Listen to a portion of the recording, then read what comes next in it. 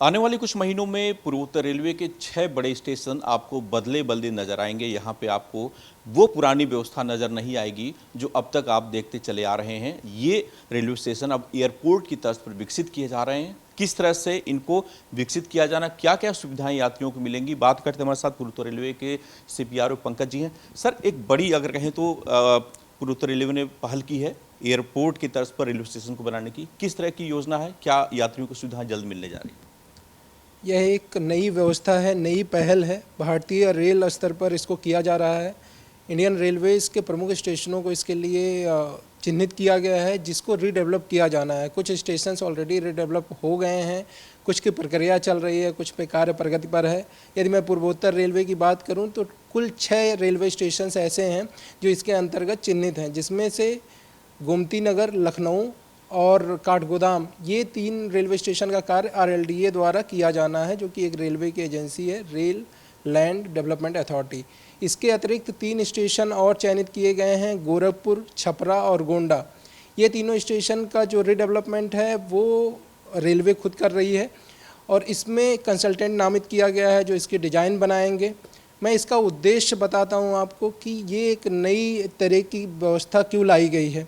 Normally हम लोग देखते हैं कि रेलवे स्टेशन शहर के बीचों बीच में होता है और 2 हिस्सों में शहर बट जाता है, बट इस नए मॉडल, नई व्यवस्था से रेलवे स्टेशन सिटी सेंटर के तौर पर डेवलप किया जाएगा, जो कि शहर को जोड़ने का कार्य करेगा। जो मेन एंट्री है उसी के जैसी या उससे अच्छी हम लोग सेकेंड एंट्री बनाएंगे। सेकेंड एंट्री पर आने जाने की सभी सुविधाएँ होंगी, प्लस एक रूफ प्लाजा बनाया जाएगा स्टेशन प्लेटफॉर्म के ऊपर, जिससे जो यात्री ट्रेन के लिए आते हैं और इंतज़ार करते हैं उनको प्लेटफॉर्म पर ना बैठना पड़े, वो रूफ प्लाजा पे जाएंगे, वहाँ पे डिफरेंट आउटलेट्स रहेंगे। एक पूरी नई व्यवस्था, नए लुक में रेलवे स्टेशन दिखेगा, वहाँ सभी तरीके की सुविधाएँ होंगी।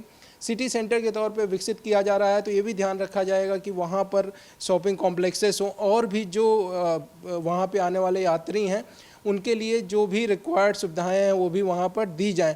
इसके साथ ही साथ जो पुराने स्टेशंस हैं हमारे, उनका लुक एज इट इज़ बरकरार रखा जाए, उसके जो हेरिटेज लुक है उसके साथ छेड़छाड़ नहीं की जाएगी, उसको संरक्षित करके रखा जाएगा और जो भी कार्य किया जाना है उसके इतर किया जाएगा। एक नया मॉडल दिखेगा, जैसा कि आप लोगों ने देखा होगा कि गांधीनगर स्टेशन पे किया गया था, जहाँ पे 5 स्टार होटल्स हैं और ये सारी चीज़ें रेलवे स्टेशन, रेलवे लाइनों के ऊपर हैं।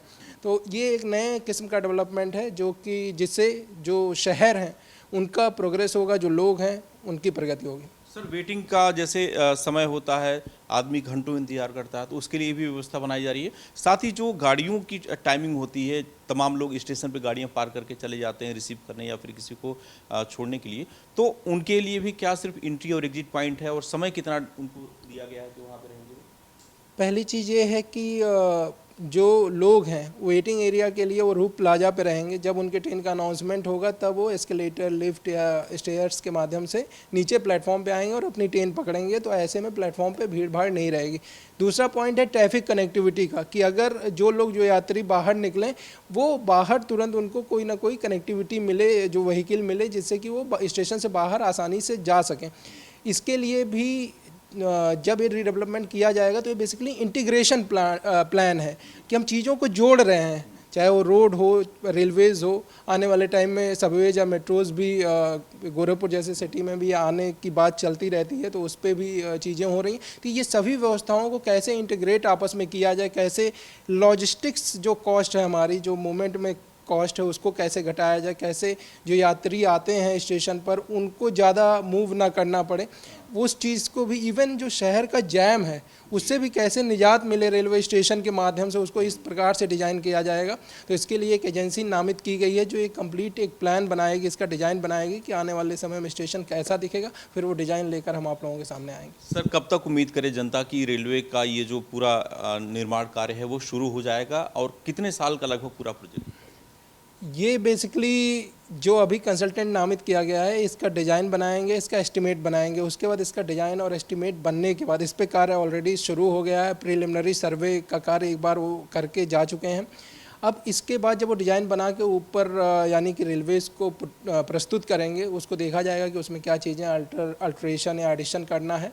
उसके बाद ये कंप्लीट एस्टीमेट का डीपीआर एक बनेगा, डिटेल्ड प्रोजेक्ट रिपोर्ट बनेगी, उसकी कॉस्टिंग की जाएगी और उसको फिर रेलवे बोर्ड को स्वीकृति के लिए भेजा जाएगा। स्वीकृति मिलने के बाद शीघ्र ही कार्य आरंभ किया जाएगा। लेकिन जैसा कि मैंने शुरू में बताया, ये एक नई व्यवस्था है, प्रायोरिटी एरिया है रेलवेज़ का।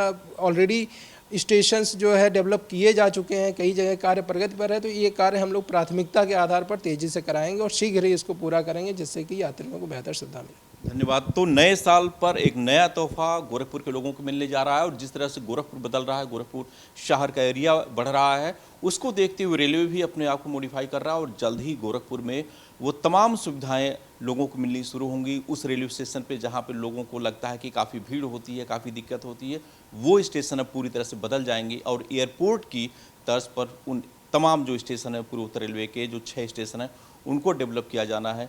कार्य अगर कहें तो कागजों में शुरू हो गया है और जल्द ही इस पे ज़मीनी रूप से भी काम दिखाई देना शुरू हो जाएगा। वीडियो जर्नलिस्ट दीपक श्रीवास्तव, स्टेट गोरखपुर।